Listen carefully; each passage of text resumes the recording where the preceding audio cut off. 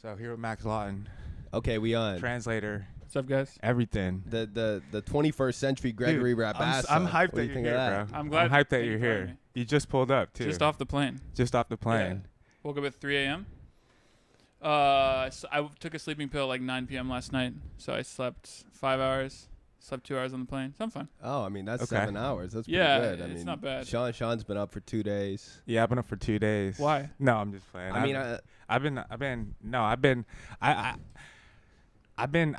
just having a lot of different assignments and shit. I've just been writing shit, and then I try to read Schattenfroh in 24 hours. That's not possible. Actually, What's the fastest read I read of it. Schattenfroh? I read a quarter. the fastest read? Yeah, is it's like, the record. I don't cheers, know. Record. Yeah, cheers. I mean, that would have been 24 hours. Nice. 24 Yeah, hours. cheers. I mean, it's not like that hard. I don't think. We got No, What's hard about It's it is long. the conceptual stuff. Maybe. Are you a fast reader? I used to be, but now I'm like, Get a beer, bro. I'm a liquor pussy.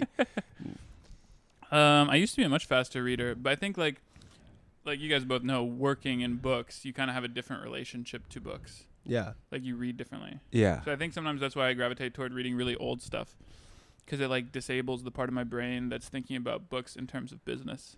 Not business, but like Yeah. job. Like if I read somebody else's translation or a new novel, kind of like start thinking in terms of like, oh, it's my job. How do I relate to this? How does it relate to how I write? Yeah. Yada yada yada. So, I mean, when I like I walked into McNally Jackson today just for a second. I get mad looking at the new fiction books. Oh, yeah. I just feel like so I'm like this. I just want to like strangle the books. So that's how I feel. Yeah. Like I don't look at that. I don't like. Actually, I wrote this in my essay I just wrote. It's like travel essay, but like we were in Japan. I was just about being in Japan, and Amelia like loves going to bookstores and just staying there for a long time and like looking through books, like looking at the pictures and stuff. I don't like bookstores. I actually don't like bookstores. Yeah. I don't like staying in bookstores. It stresses me out. I like used bookstores a lot. Yeah. I tend to like have a problem when I go into a used bookstore because it'll be like the greats, and you'll find these cool old editions of like the Pickwick that's sick. papers or like That's sick. Conrad or Melville. It'll be like $5. Yeah. I think about that sometimes. Like you buy, like there's this cool bookstore in the Valley in LA called Books on the Boulevard. Yeah. It's like a very well curated used bookstore that seems like it would be kind of like a first edition-y store, if you know what I mean. But it's not expensive. Yeah. So like I found this really nice old Tom Jones, just like a fucking 1,000 pages for $10.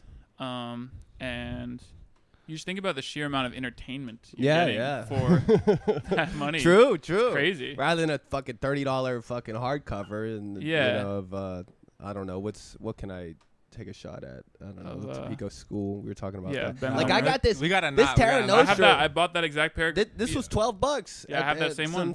I mean, this is a cool. I mean, these old FSG covers are sick. Dude, like, yeah. They Dalkey has that now, so I think it's gonna get reissued soon. Oh, they do? So I bought it to look because I read Spanish. Yeah. Or wait. Did you read Terra Nostra? Yeah. Yeah. Sick. Yeah. It's really, I really mean, good. I'm like 130 in. It's good. Yeah, it's Nice. one of Andre of the Untranslated. My homie's 10 favorite books. Oh, I see Limonov on the shelf. Of course. What yeah. up? What do we got? Story Yeah, dude, that's a Fuck rare yeah. one. I'm That's gonna a rare translate one. that. Oh, for wait. NYRB. What are you You're gonna translating? translate it? Yeah, I'm reading. Oh, I'm amazing. It's me, Eddie, and his butler's story. in What one you volume. talking about? The Limonov. Edward Limonov, Limonov. yeah. Oh, nice. He's the seriously. guy. Oh, that's the one Wait. you gave to me. You gave me one of them, I think. Maybe it's I me, did? Eddie. I think so. But then that's the only Carrera I haven't read. Oh, it's Did the you read best that? one. It's Yeah. the yeah. be- people say the it's the Kingdom best is one. the best one. The Kingdom's That's pretty number sick. 2. Yeah, the The Kingdom's problem sick. is he's like his relationship. You have to have a really specific relationship to Limonov. Like he's an idiot. Right. So you kind of have to read it in a certain way. Yeah. And it's not like this guy's dick is way bigger than mine. Which is sort of Carrera's Right. relationship to Right. him is he's like, oh, but he is a fascist, but he represents strength, and I am a bit of a pussy, so... Damn. Wait. Yeah. Yeah. Go ahead, Sean. No, I still actually haven't read it. I gotta read it. It's a Yeah. cool book. I Yeah. loved it when I was like I read the big. 21. Yeah, nice. You were reading the Pale King on the plane. Yeah. Were you a Wallace guy? Like, what's your relationship to Wallace? I mean, I love Infinite Jest. Yeah. When'd you read it? Well, like, first time I read it was probably 13. How old are you? Oh, really? Yeah. Yeah. How old are you? I'm 31. Nice. Yeah. How'd you 20 get to Infinite what, Jest when 20? you were 13? You were 13? I was 13 when I first wow, started. wow. I didn't read it well. Where'd you grow up? Wisconsin. Oh, for real? Was born in Brussels. Then I moved to Chicago when I was 3. Yeah, you got to have some like European energy. I don't know how the fuck you're translating all these books. Dude. 3 years, that's crazy. Yeah, and then my mom spoke French to me when I was growing up a lot. Is she Belgian? She's American, but she speaks really good French. Yeah. And then she just wanted me to keep it up because I spoke French before I spoke English. Okay, I wasn't nice. disquisitioning on Sartre in French, but I was, I spoke like a baby. But that gets in at a deep level, and then my mom spoke to me, and then I went to this French immersion camp in Minnesota. Yeah. Nerd shit. Nice. Lec du Bois, Concordia Language Villages. Chelsea Clinton, also counselor there. And then I went there for Spanish, too, because I went to a really good public high school, and the head of the Spanish department also was the dean, they called it, of the Spanish immersion camp. So I went to that, then worked there, and worked at the French camp, and then I went to college, learned Russian, blah, blah, blah. So that's interesting that you were like in all ththose languages, and yet you don't have like your mom ain't Belgian, so you don't have like a connection with another country like from your. No, England. I mean, I'm like very not too far back. Everyone's English. Oh, okay. And Austrian, and like I feel very English temperamentally. Yeah. So are your parents like brainiacs? I don't know. Yeah. Yeah, I guess. They're academics? No. My mom's a writer and my dad's a lawyer. Okay. / What was the first book you translated? Blue Lard. Well, kind of. That was? I was just looking at it today. Yeah, that's sick. It's the two epigraphs are Pantagruel, Gargantuan and Pantagruel. Oh, for real? Yeah. And fucking Nietzsche. Yeah. Oh, yeah, nice. That's a very cool book. Do you know that one? Which one? The Blue Lard? Blue Lard, yeah. Okay, bet. I think I got it. I read Telluria. Nice. Yeah, and that was good. I fuck with that. I like Telluria. So somewhat recently? I've been working with Sorokin since 2016. Okay. So you just like hit him up on a random one? Yeah, when I out of college. Wow, that's pretty sick. Because I had a full ride from my master's to Oxford, and I was like, it was kind of empty. Like the master's programs at Oxford are really set up just to be a fucking money drain for the people in it. They don't really teach you anything. Okay. You just are fooling around in Albion, which is cool. But I was like, I gotta like figure my life out. I turned up a couple of times at Oxford when I was at King's in London, nice. And someone else was abroad at Oxford, and I went over there and went to some weird parties. Yeah. People are really weird. I have some weird stories I will save for later. It was like real. It was tight though. I like. People are weird. Like people are eccentric at, Cambridge and Oxford in a way they're not allowed to be eccentric at the equivalent American universities. So like eccentric, how you mean? Like for example, if you meet a lot of Italians, they're open Italian fascists. Oh. So they'll be like, you'll be at like a high table dinner, and they'll be like, I don't think people know that Mussolini was not that bad. He was much different. He was no Hitler. That's like everyone's like, right. Well, that was like my Dante essay when like I got solicited for this Dante essay, and there was a few parts that they just didn't, or I also wrote it like 5 times as long as they wanted me to. It was like I couldn't get it under 10K, like, and I just like gave it to them. But then it was the whole part where I'm like with Gian, and we're like driving to Setse, and that whole area is like the swamps. And like basically everyone by that whole stretch from Rome to Setse by the Appian Way, like they still all love Mussolini because he literally cleared the swamp. Yeah. But that same swamp was like what Caesar Augustus tried to clear, and like what killed Aquinas. It killed everyone as they were walking somewhere because they had to walk places because of mosquitoes, like for fucking 2 centuries. And I was like in my essay, I'm like, that's pretty wild that. It wasn't until Mussolini cleared out the vision. And they're like, do you have anything else? But no. People in Italy are crazy about Mussolini in general. Like when I was at that, he photographs that's well. a pretty funny, Italian fascist at Oxford I can impression. do I have a better Mussolini story, which is that when I was at the We're starting out right, dude. Yeah. These are all negative Mussolini stories. These are making people who like Mussolini look like idiots. Yeah, fucking sucks, dude. But so the writer's residency in Florence, the famous one I got invited to because of Edwin Frank at NYRB, not because I'm like that hot, but because he was like recommended me, and he's friends with the woman who runs it, who's like a 98-year-old baroness, nice. Beatrice is like legendary lady. So that's where Zadie Smith went after she wrote White Teeth and was like too famous. Cool. Oh, damn. I don't know this one. Whatever. It doesn't matter. Yeah. Who cares? But the funny part about it is that her furniture guy is a big Italian fascist, Johnny. and so Beatrice's assistant is this lovely guy, Eduardo, who I was good friends with when I was there. And he would always take me off to go get like cow stomach sandwiches at highway stands, Lampredotto. So good. But they were like fascist. Fire. Yeah, it's really good. Does. Lampredotto from the Italian fascists.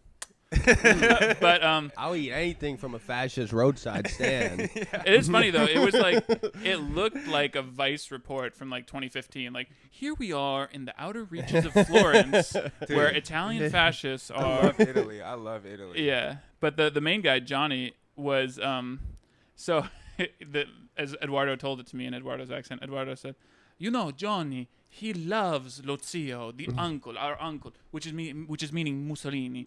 So he was saying to me, Eduardo, what do you think of lo zio? What do you think of him? Do you like lo zio? And finally, he asked so much that I had to say, Johnny, I don't like him that much.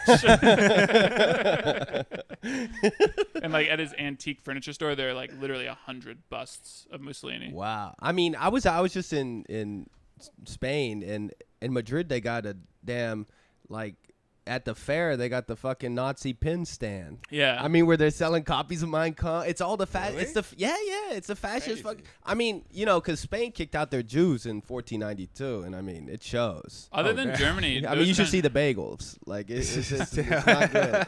Those countries have not, like, other than Germany, those countries have not really dealt with the baggage of fascism that effectively.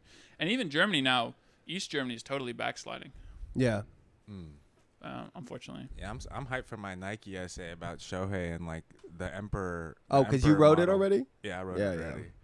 Yeah, nice. I wrote an essay for Nike about Shohei Ohtani, the baseball. You know what I'm saying, the baseball player. But it's about how Japan is like still in like emperor dictator mode. You know, like living emperor mode. Totally. But it's like put towards like better figures, like the great Shohei Ohtani is like sports heroes. You know, and obviously if you have a terrible dictator, that's terrible, but it's also sometimes good to listen to someone, you know, rather than just a free-for-all. That's always me and Harold. That's always how our pods devolve, but we're really just mad that, really. Oh, okay. All right. Before let's tap in. Let's lock in. So wait, this is something I want to starting off the pod with the fascist style. I mean, with the whiskey and the fascist talk, I'm gonna say something like wrong for sure. Harold's got a Real Madrid shirt. I'm not sure how that's related, but it seems somehow related. Royal. Yeah, Royal. I mean, Franco. Break it down, Max. And I mean, this is all about. I mean, this is actually pretty sick. I'm kind of deep on Philip II now, and so I mean, I'm all in because I mean, I seen the Bosches in Madrid. I mean, I won't get into the Bosch already. Let's do some. Hey, I know. Wait, let's ask him. I want to press him on this. All right. Not press him. I give Harold this is amicable. I give Harold the fucking main seat, and he thinks he's running this pod. Well, you got me sitting upright, so I mean, I feel like I'm like. I know. This is my new thing. I'm just.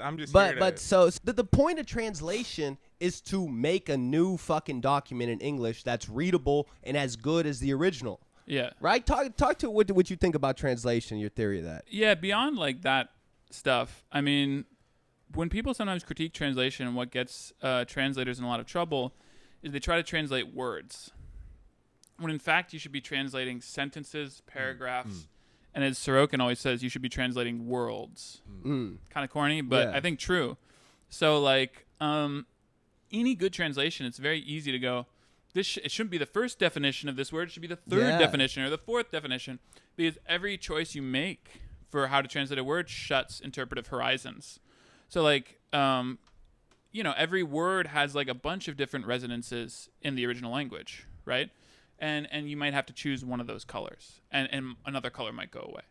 And that's just part of how translation works, is that you have to make certain choices, and then it is what it is. But I mean, like 90% of the people reading the fucking translation can't read in the original. So all that matters is making a good fucking book in English. Yeah, right? I think there is a degree of faith you have to have, but I think you need to have a certain amount of like bravery. Yeah. Because otherwise it's not good. And academics are generally quite, I don't want to like shit on people because I want to be, don't like negativity. Yeah. See, I'm all for you explaining your translation theory, but I feel like Harold's finally cooking on a level that he's like inciting reactions, like angry reactions from people.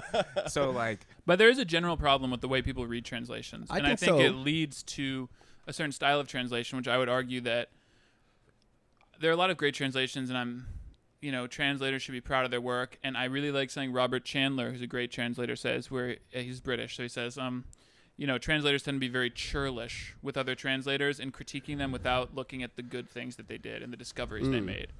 So I think it's nasty to look at other translators and be like, this is all dog shit. I think it's very rare to have a translation where they don't discover some interesting stuff or think of some interesting things. Well, and I just got this book. You heard of this, Sean? The Hypnerotomachia Polyphily. No. You know this? No. You don't know this book? No. Oh shit! This is sick because it goes along with the shit I was just writing about too. This is 1499, right? From Italy, and it was this book published by Aldus Manutius. Do you know him? He was this publisher. He was this publisher in like 1500 who he basically invented the portable book, right? Okay. And his publishing house was like, when he started publishing, there were like 10 books in Greek in all of Italy, and he was like obsessed with Greek. They would talk about Greek in Greek at his publishing house, and he started putting out like accessible works of Aristotle and all the fucking guys, which like, it was as Renaissance furnace building. Right. But he put out this book. This book is like, it was written in a crazy dialect of Italian, Latin. It was just like so many invented words, and there were woodcuts across the whole thing. That's cool. Right? I mean, it's a sick book. Yeah, flip through it. 14.99, right? That's crazy. And there are woodcuts in it? That's exactly what I was just writing about. The author is anonymous too. But they think they know who it is because there's an acrostic across all the drop caps. These beautiful fucking ornamented. Love the secret. And it says like fucking Francesco Colonna wrote this or whatever. But this translation into English, right? In the introduction, the lady says, I could have translated it like this. And she drops a paragraph with like these crazy words. It was I was like, that's hype. And she was like, but no one would like that. So I have to translate it in like basic ass English. Yeah, and it's like, now you made a boring book out of something that was cool. Yeah. Without shitting on the lady. No, I mean, she did great work. This is, No, you're fine. You can. I'm saying that I think Jocelyn Godwin. At least she put this out. I can speak for the Celine translation that I'll be reading tomorrow at Library Science, which is so funny. There's a Library Science translation event at Albertine. That girl? Look at this book. Kaya Gerber, yeah. So it's pretty funny. With the big dick in there. Very nice. Very thick. Let me see. Pause. Yeah. That's sick. Yeah, I saw it. I was out in LA. I was out in LA for some shit when that play happened. That I was in, yeah. I you guys had play. Stephanie here as well. Oh yeah, we did. Yeah. That's so funny. I mean, I think we should talk about.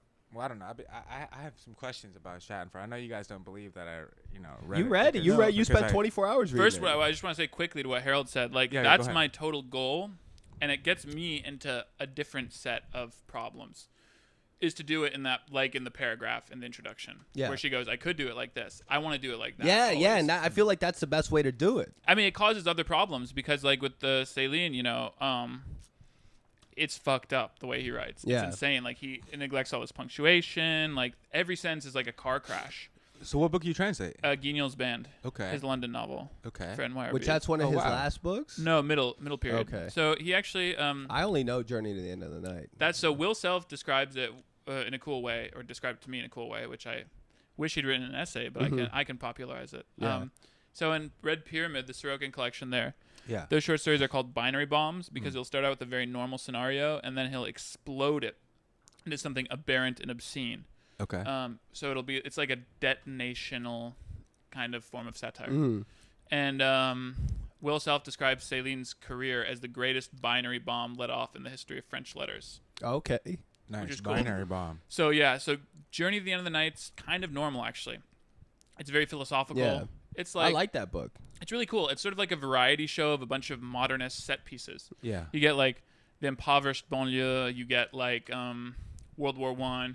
You get wow, we're in Detroit and it's bopping and there are car factories. I literally like have a bookmark to the page when he leaves a girl in Detroit. Yeah. And I read that all. I love that scene. It's so romantic. And you think of him as people say he's like a misanthropist. No. He's not a misanthrope at all. I mean, like that's the thing about Guignol's Band. So then he wrote Death on Credit, Death on the Installment Plan is how it gets translated. I don't know why. Yeah. It should be Death on Credit. But again, I'm being nice. Interesting choice. What, you're not allowed to say you don't agree I just with want the to shit on translation? people. I didn't feel that good to get. It's just a disagreement. No, fine. Yeah, I think Death on Credit. Harold's always trying to start fights on the podcast. Yeah, no, it's I good got to start this fights. whiskey, and, you know. But And that's what we got to talk. Who's Max gonna fight? But anyway. Oh God. What is it? Bruce Lee says in Once Upon a Time in Hollywood, like these fists are registered as like legal weapons or whatever. You know, like if I hit you, it's murder. But so then in the middle of his career during World War II, he wrote these two really amazing novels, Guignol's Band and Féerie pour une autre fois, which means like it's really hard to translate, and I actually don't like the title in French, so I can talk shit about Celine's title because he's tough and evil. But it means like fairy tale for another time. It gets translated as fable for another time. I mean, it's just like it's talking about a longing for another time in this fairy tale world, but it's kind of an ugly cluster. And those two novels he wrote while he was collaborating in World War II, and they're stylistically insane.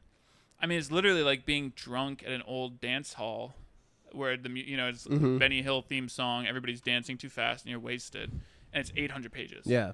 300,000 words. That sounds like good. Schattenfroh. That's the one you just translated? That's what I'm working on now. Oh, gotcha. How many words is Schattenfroh? 350,000 maybe. Okay.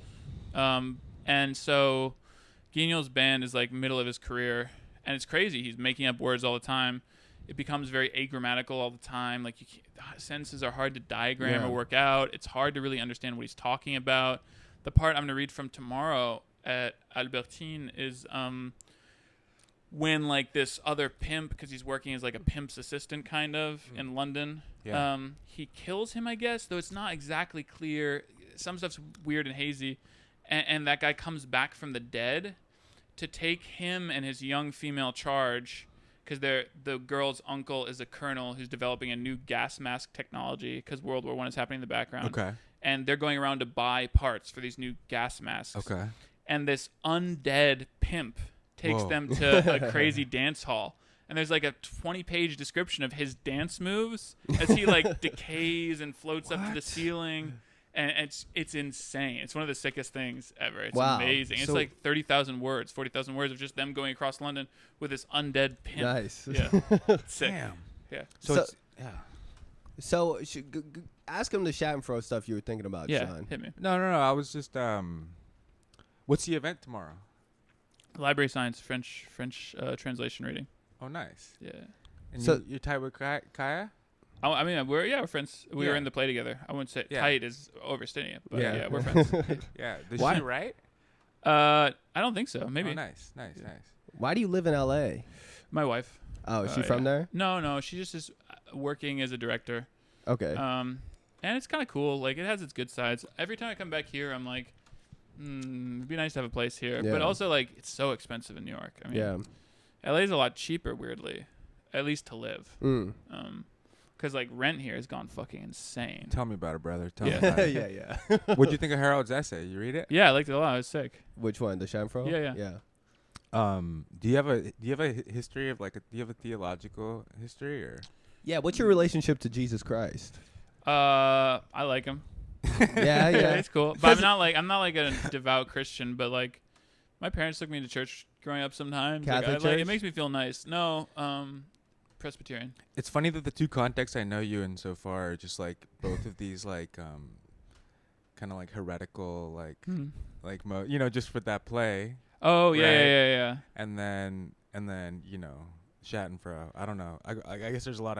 For me, I mean, I literally just the first 200 pages were just like, it was kind of like how Infinite Jest works. The first 200 pages of Infinite Jest are just like, what the fuck is going on? Yeah. And then like right around 200, sadly I only got to like 270, but like everything started hitting for me. I'm also trying to write this like essay right now that's like very like, you read The Golden Bow? Of course, yeah. Yeah. So it's like, it's kind of like, well, yeah. I guess the main thing I felt about, and also with you is just like, and you've been saying this on the pod, like, oh, I don't believe in the resurrection. Yeah. And also it's like maybe my if my dumb ass comes through asking questions, it would actually, because the main thing is You do believe in the resurrection? No. Oh. It's to try to make the book interesting to people. But like I felt like so far. and so far, and I'm like, dude, I should be working on this essay. Fucking Amelia's gonna be coming back soon. I'm not gonna be able to work anymore. I need to get this shit. But I was like, I'm just reading. I'm like, and I was kind of like reading in this way where I was like, what's relevant to it? And then it became suddenly really relevant to what I was thinking, where it was like, tell me if this seems correct. Like, this was my angle that I started forging into the book, and based off your essay a little bit too. But it's like something about the pain that the narrator's experienced of like the early memories of his like father, and obviously the long list of the deaths, you know, and obviously just general carnage in the world. Yeah. With this understanding, the idea of Christ resurrecting and this Christ story becoming the symbolic story, it dulls something that blinds you to some aspect of those very real pains he experiences. And this idea of, and then I started, like, I was going into stuff with, like, because I was at the Standing Stones. I went to Scotland for 3 weeks, and it was like, I was first there for this like lunar event with the Callanish stones, which is like pre Stonehenge. And it was like trying to figure out, and people just don't know what the stones were for. Also because in Scotland there's so much repression of like anything that's like pagan. So people, you know, but then there's like a lot of individual standing stones. And I started reading all these articles, and it all just became very Golden Bow stuff, where it's like, and they had all this stuff with, you know, just like the ritual, the seasonal regicide, and like the Cuckoo King. And there was like some like Lucifer cuckoos. There's all kinds of, he's talking about Metatron and fucking Enoch and shit. This shit is crazy, bro. Yeah. Well, also, like, you probably don't notice, I mean, if you notice their abrupt register changes, it's because there are an enormous amount of quotes just woven in. I remember you saying that, or I heard you say that on a pod. So like I was thinking that a couple times where I was like, oh, this is hitting, but this could just be some other text. Yeah, one of the things you can look for as an indication of that is the British spellings that'll crop up. We left them in. Okay, nice. Just because it's sort of like, if you see the OU sometimes, you know, that in English would be an O. Yeah. You might go, that's a quote. So would you say? Yeah, go ahead. Just to end that thread, it's like this idea of like acknowledging Christ's, you know, like as a person being crucified, which is like, that's all, in a way, all of Golden Bow is like,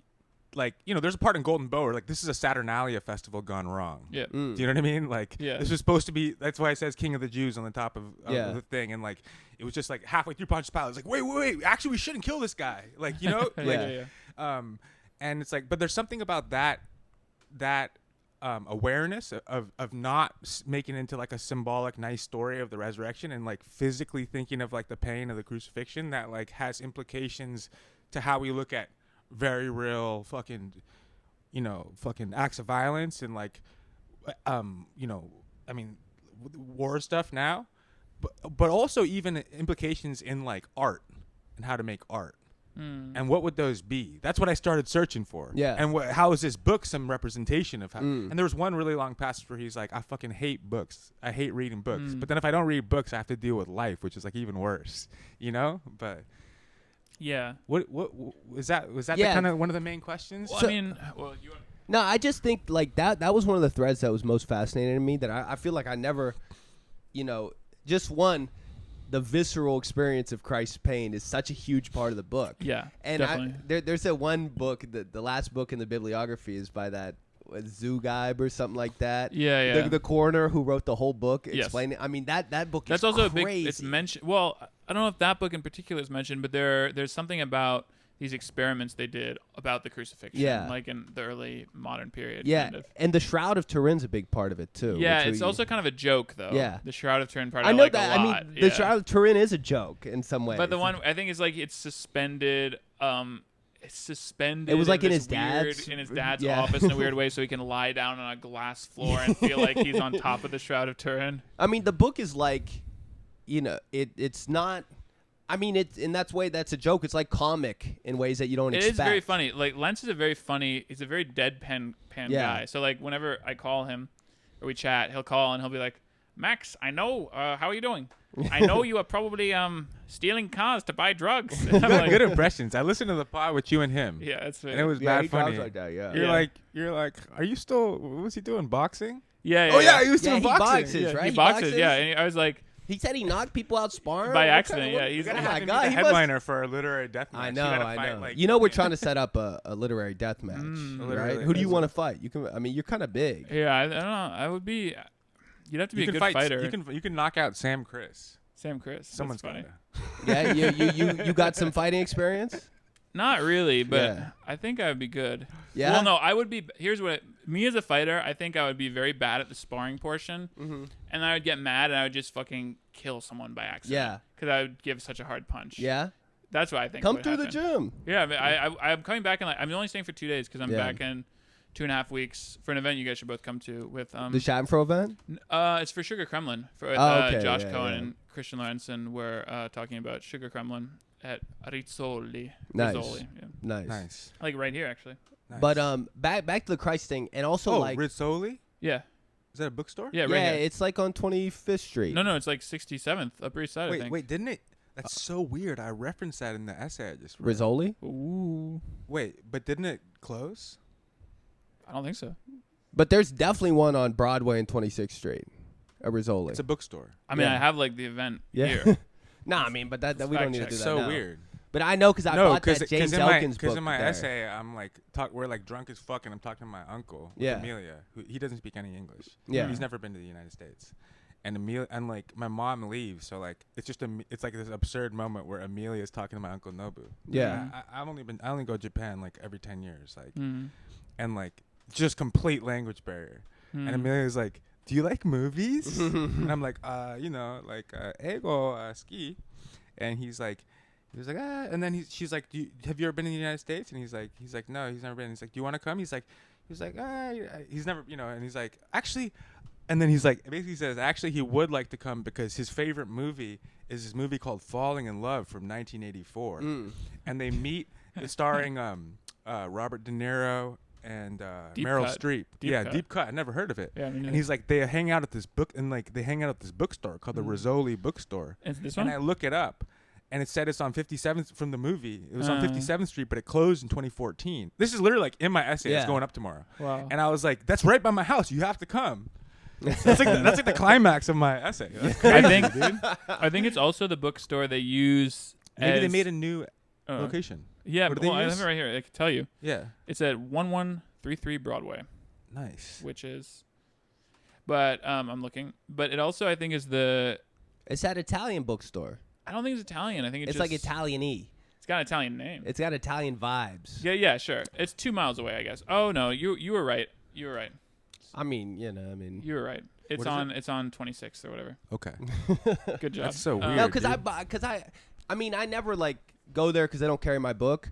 But I popped in and they had James Elkins' book, the one that I sent you a picture of, Yeah. on the front table, and I got it there, and I don't see that anywhere else. So I think it's the bookstore that uses the interior for when George Costanza like takes a book into the bathroom at the bookstore and then has to buy it.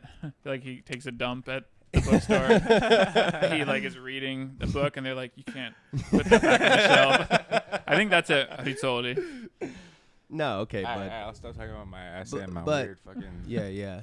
But but- that's sick. Yeah, we I gotta like do the that. metaphysics of Seinfeld a lot because Yeah. it's like puts me to bed. Like if I'm ever like in doubt that I'll be able to sleep, I'll just like rewatch an episode of Seinfeld. Nice. Just That's like puts- me Yeah. with Curb. I do that with Curb. If I'm on the plane, I always watch the Curb episodes. Seinfeld is much more comforting to me. I feel like I've never watched the last episode of Seinfeld because I feel like some sort of eternality will. You've You've be never closed watched off it? That's forever. funny. Dang. Because I just don't want to. And like I started to watch it once, and it really bothered me that like Kramer, Michael Richards has like a burst blood vessel in his eye in the Yeah. first part. I'm like, I don't know, something about it really made me deeply Yeah. unnerved. But you seem to fuck with the deeply unnerving. Yeah, but I mean, yeah, of course, Yeah, but not in Seinfeld. But not- not in your comfort. not in my comfort. But also like the shit about Is that what you were asking though, bro? what I was asking. Oh, Yeah, you guys with were the asking. Well, I have a resurrection. good answer about the like go ahead. Yeah. If we're talking, so I think it's sort of like have Hegel's really- phenomenology of spirit. I'm gonna give a really stupid No, go in. dude. explanation of That's it, what we're here for. which is that it's attempting to merge sort of the world of God and the world of man. Because in a lot of medieval philosophy, substance is viewed as absolutely, substance being God, is viewed as totally distinct from man and the world. Okay. So there's like this total ontological or metaphysical diremption between the two. And that's where the Holy Spirit comes in. Exactly. And that's also why Hegel's phenomenology of spirit, he's sort of trying to bridge the divide between phenomena and spirit or substance. And so he's attempting to describe how you can take an integral in calculus terms of distinct phenomena, and that can become spirit or God or whatever, eternity, substance. And I think Lentz is doing a similar thing, but he's doing it for a godless age. But he's still a believer himself, so he's trying to... Oh, he is? Yeah. Oh. The part about the... I've mentioned this on other pods, but it's funny enough, though I'll repeat. That, like, there's a part where his dad's ghost is, like, berating him for leaving the Catholic Church. Yeah. And he's like, you Antichrist, how could you do that? The first time we met, Michael was like, you know the story about me leaving the Catholic Church? Well, what actually happened was they charged me twice my yearly membership fee. And I said, no, this cannot happen. If you do not refund me one of those membership fees, I'm leaving the Catholic Church. And they did not refund me, so I became a heretic. Oh, my God. So he's a Catholic? Not anymore. He's a heretic now. Oh, but he believes in the Trinity? I don't know. He's not a dogmatist. You know, I think Sorokin, Lentz, and I are all religious in similar way. Which is like in a broad way, I think, which makes sense. But you think he relates to Thomas Müntzer a lot? Yeah, I think Lentz? I was so hype off the Müntzer stuff. I had no idea about that guy. And you know he got the same birthday as Celine. Really? Müntzer does, yeah. Oh That's nah, he died on the day Celine was born because that's my mom's birthday. Welcome back, Thomas Müntzer. Yeah. But that stuff you were saying about so it is a I don't know, religious book for an age of non-belief because it denies the resurrection, right? It's so fixated on the pain. Well, it doesn't. Does it deny the resurrection? It doesn't. I don't know.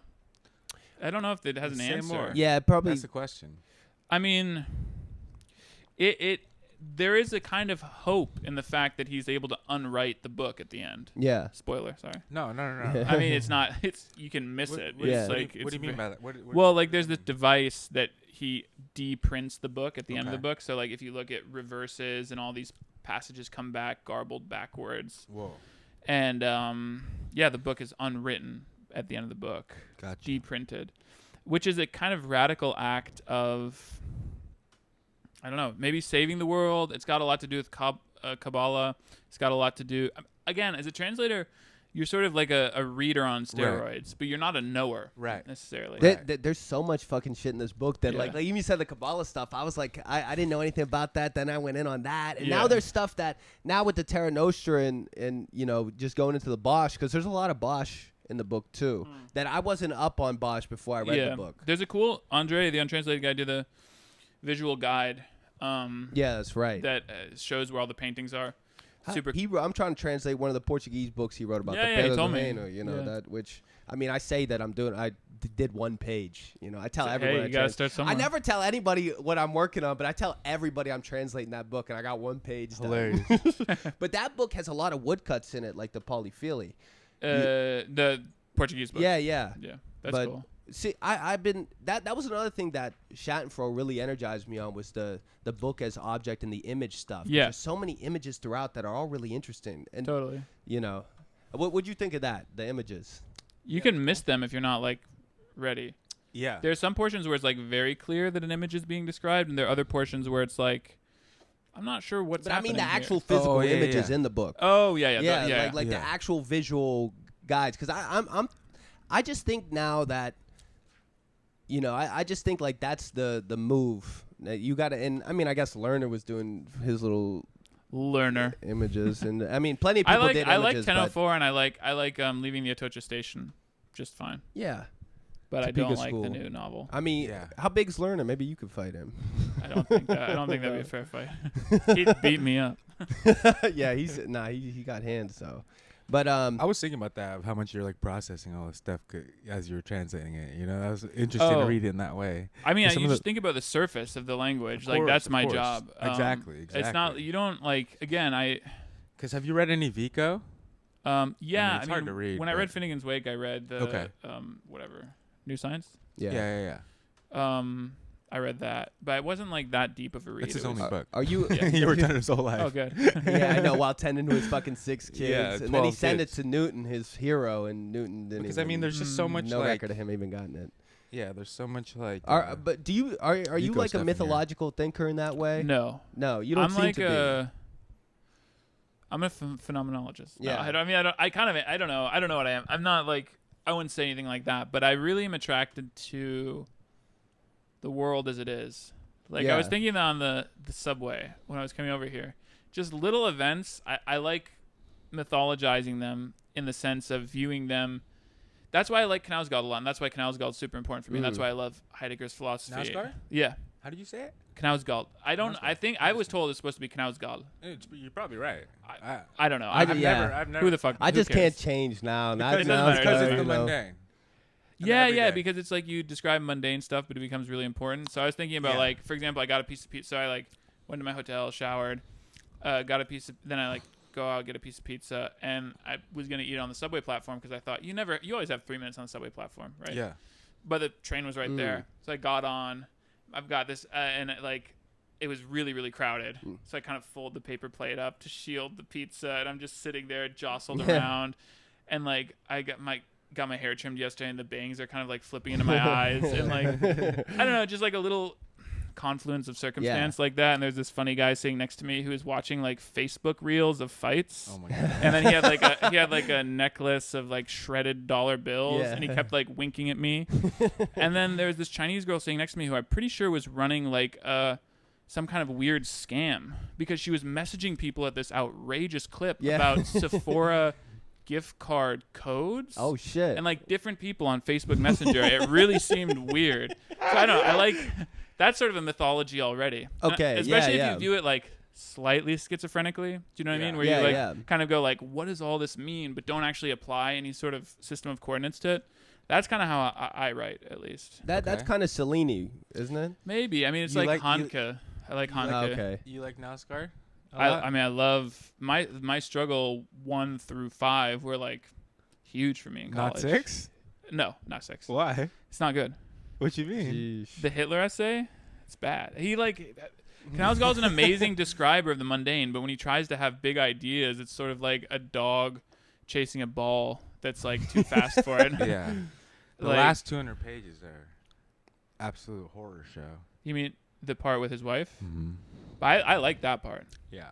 That part's good, but the part where he's like, Hitler could represent a tendency where the German thinker said this, and you're like, He does that every book, though. Yeah, you well, know what's coming. I'm like, here we go. It's essay time, and Knausgård's saying art is like. There was he's so goated though. I think he's yeah. I love his new book this year that I read in German that's coming out in English next year. Like the 4th book in his horror series, The School of Night, was great. Because it's like his version of Crime and Punishment as filtered through Dr. Faustus. Okay. So it's about this photographer who's like determined to be famous and is evil. So like the whole first part of the book is like a very Knausgårdian narrative of like a guy just doing shit, but the shit he's doing is like trying to get a dead cat to disintegrate its flesh from its bones to take pictures of it because that's how he's gonna get famous. And then like he kills a bum in a fight. Whoa. So it's sick. I never read any Knausgård. I know, we got to get Harold to read The first Knausgård. time I heard about him was this dude in college. He was my only friend my freshman year. And then he turned on me because he was like, he thought I liked this girl he liked that I didn't even like. And then he was all obsessed with Knausgård. He fucking turned on me. That's and why like, you're not like reading just him? Yeah. It's so funny. I Cause take get, things like, so some personally. Kids who listen to the pod a lot and you're on the Patreon, they're always like, what should I be reading? Like, give me a syllabus, you know? And they're trying to read like all the shit we talking about, like Dante and fucking, I'm like, tell them. Yeah, read that one. I'm telling them to read like fucking Hero. Like, whatever. Like esoteric. Hyperotomaica Polyphily. Yeah. I'm telling them to read like The 3 Years by Emil Bach and stuff. I'm like, just read the Book of John aloud over and over again. And then he's like, he hit me recently. He's like, dude, I finally started reading the My Struggle. Yeah. I mean, that's, dude, it's canonical. Readable. The My Struggle 1 is like, so, and 2. 1 and 2 are amazing. And then I don't ever like books about kids. Like, I don't. Let me rephrase that. I don't like. Are we pausing? We just say pause. We just pause random things. This is funny. Pause. Dude. I don't like books where you're like trying to recreate a kid's view of the world. Yeah. In a naive way. I just find it like tiresome. And it's kind of like this weird affective trick. But I love when he goes up. He's like 22 when he goes up, and and then there's that girl in his class, which is actually okay. This you know is what a happened fucked in up real thing. life. Too. Yes, yeah. It's a high school girl.